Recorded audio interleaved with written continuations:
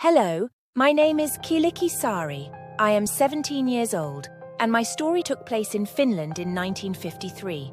My death in Finland was not particularly atrocious, but this affair marked the whole country because of the mystery surrounding my death when I was only 17 years old. I was the perfect victim. I was cycling back to my parents' house on a Sunday evening, and as you might imagine, I never made it home.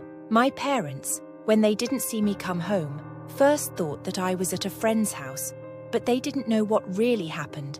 It was only after 5 months of absence that my body was found in a marsh near the road where I disappeared. Obviously, when my body was brought up, after so much time spent in the swamps, the police were not able to find a lot of evidence. The only certainty is that I had not suffered any sexual abuse. My bike was also found nearby as if someone had left it there much later, along with some personal effects.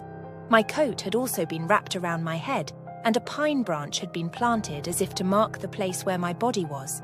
The whole country followed the affair closely to the point where my funeral attracted 25,000 people.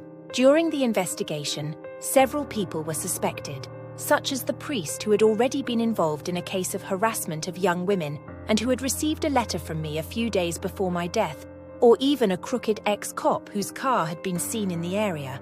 In total, no less than 300 suspects are being questioned in connection with this murder. Unfortunately for the police, all were released. It was not until 1997 that Hans Assmann, a former Nazi who worked at Auschwitz during the Second World War and emigrated to Finland in the 1950s and 1960s before later leaving for Sweden, made a confession about his deathbed. This is the end of this story. If you liked the video, you can like and subscribe for more content.